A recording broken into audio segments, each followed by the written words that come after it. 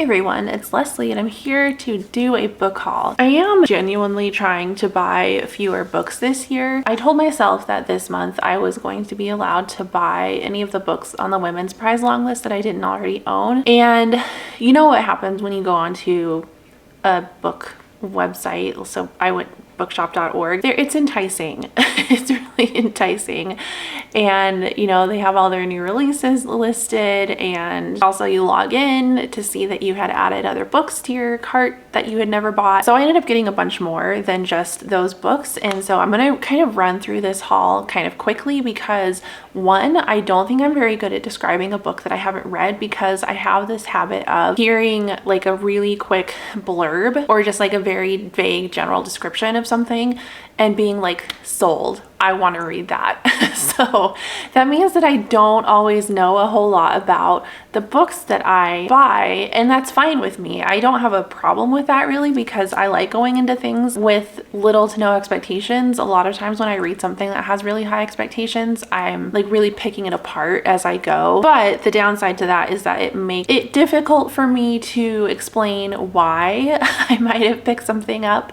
I do actually have more books than the ones I'm going to show you here, but I'm not going to film them because they're all books from the women's prize list. I can show you, I have slowly been getting these books in the mail over the last week or so. I'm not going to do a haul for any of those because I am going to read them and be reviewing them over the next several weeks. I decided to split this up into a few different sections though. So I have 4 sort of sections for this haul. I decided to do fantasy and sci-fi first, and then I will get into just a couple of YA middle grade books that I got.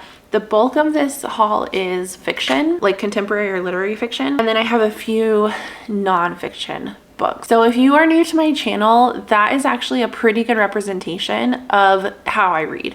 I read a lot of different genres. I find myself getting bored with things if I read the same genre too frequently or too often. And so that's a pretty good distribution of like my typical reading, which is mainly fantasy, literary fiction, and then I'll have other genres kind of sprinkled in there. So nonfiction, romance, horror, things like that. So if that sounds good to you, I hope you'll keep watching. And also I got some new plants. So I have them sort of behind me here. I just love this so much. It's so cute. That has nothing to do with anything. I just wanted to mention my new plants. Anyway, let's get to my book haul.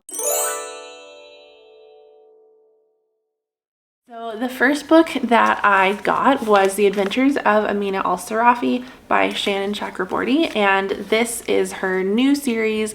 It is a pirate series. If you know anything about me, you know that I adore the Ayobami trilogy. I couldn't decide what cover I wanted to get of this book. I got, what is this? The special like Waterstones edition, I think? I don't remember for sure. I couldn't decide what cover to get because I really love the US edition as well. I love the illustration on it. And honestly, if I like this book enough, I might get that cover as well because I just really love like her characters and her world building and the politics that she puts in here, and like the complexity of these issues that she brought up of like religion and history and philosophy and all these things that were major themes in Ayobami in that series. I'm hoping that we get a lot of the similar vibes in this series as well. The second book that I got is Godkiller by Hannah Kanner, and this is about someone who really has a grudge against gods, and so she kind of makes it her life's mission to kill them, as evidenced by the title. She encounters a god, it's a she, right? Yeah.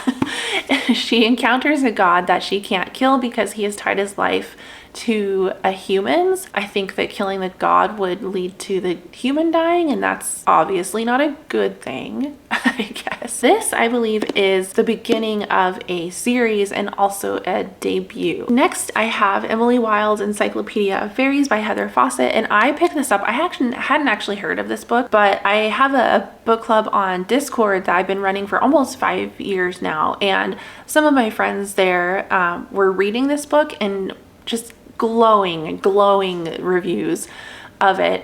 So this is about Emily Wilde, who is a scholar of fairies. She is very good at studying fairies and like cataloging them and, you know, going out in the field and learning more about them, but she's not that great with like human interaction. This is about her going out and learning more about fairies while also maybe like getting some complicated feelings for a person, an insufferably handsome academic rival. I've heard really great things, so I picked it up. This next one is The Red Scholar's Wake by Aliette de Bodard, and this is a science fiction, and from what I can tell, there are two main characters. The main character is sort of trying to, I don't think they're like older, but they are trying to retire from the lifestyle that they had led before, but they keep getting sort of pulled back into it and finding herself in danger. And then the other character is a sentient ship, which I really like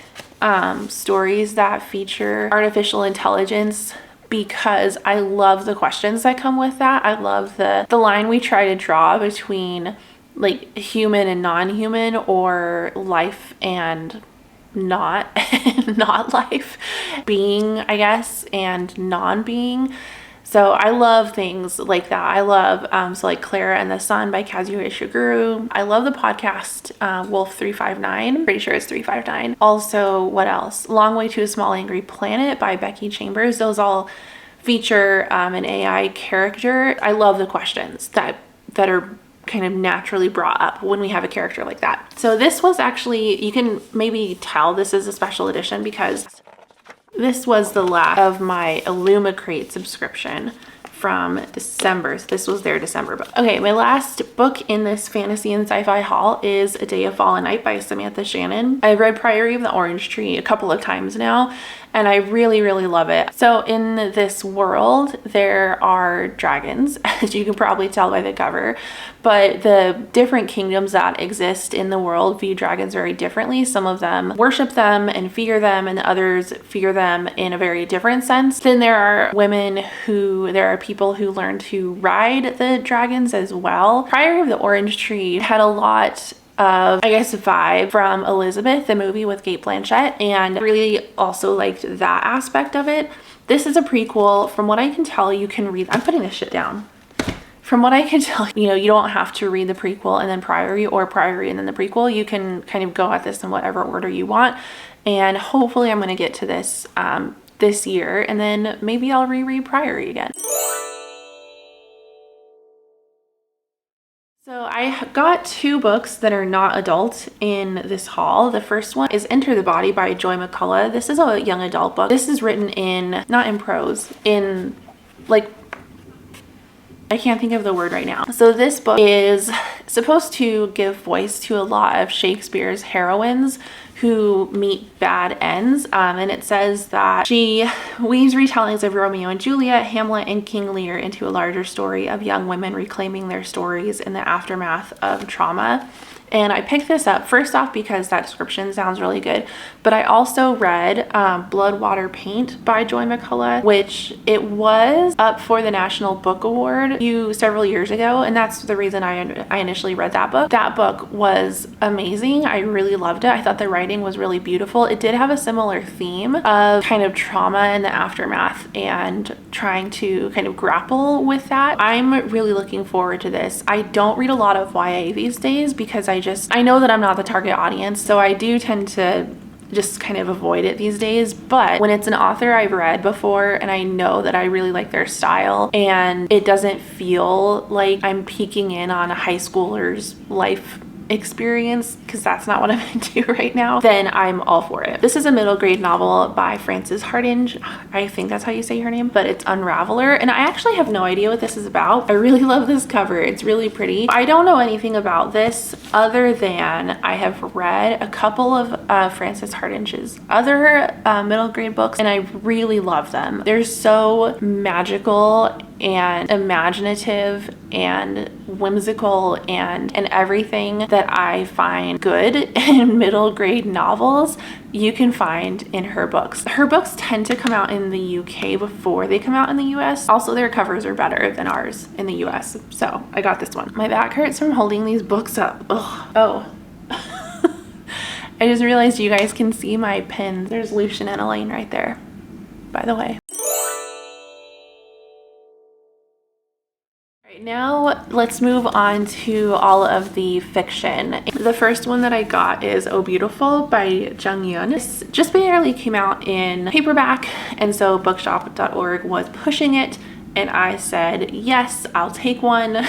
But this is about a writer who goes back to her hometown for a really prestigious job that she basically can't turn down. It sounds like careers maybe not like going so well, and so she feels like she has to take this job, but it is a really good job. But it takes her back to her hometown. There's a lot of change in the population of her home, about an oil boom in North Dakota. So there are a lot of people who had lived there for a long time who are kind of being inundated with all of these people who were there for new jobs, and so she's writing about that situation. This is one of those where I was definitely just like randomly on the website. I think an ad came up for it and I just said yes. Okay, Cleopatra and Frankenstein by Coco Mellors is the next one. This one also just came out in paperback, but this is about a woman who is about to get kicked out of the US. Her green card is expiring, and so she marries this American so that she can stay in the country. But it sounds like their relationship gets really complicated, which I suppose if that's the reason you're getting married, then yes, it probably would. I haven't heard a lot about this, but I really like the cover. Next one that I picked up is Black Dove by Colin McAdam. And I had not heard of this author before. This is one that just barely came out. Max Porter blurbed it, which is a really great sign to me personally. It sounds like it's a sort of literary horror novel where the main character is dealing with the fact that his mother was alcoholic. Is he a writer, maybe? Oh, his father is a writer. And Oliver, okay, it sounds like he is a kid. His mother was an alcoholic. It sounds like she might have passed. And it sounds like there's some maybe like magic realism horror stuff going on in here. Interested to try out this author. I had never heard of him before, but he seems to be like pretty well lauded. Briefly, A Delicious Life by Nell Stevens sounds really interesting. Like the framing of this story sounds really interesting. This is one of those like historical fiction novels that touches on real events. So this is about a ghost who falls in love with George Sand, the writer, and sort of observes her life. That's all I know about it. Enter Ghost by Isabella Hammad. So this is about a woman who is from Palestine, and she's an actress. She moves to London for a while to pursue her career, gets married, but then her marriage falls apart. So 10 years later, she returns to Palestine, and her grandparents in the meantime have passed away. Her sister has been living there the whole time, and so that's what like sets up the story. This comes out towards the beginning of April. It's not out yet, but the publisher actually reached out to me and asked if I wanted a copy of this book.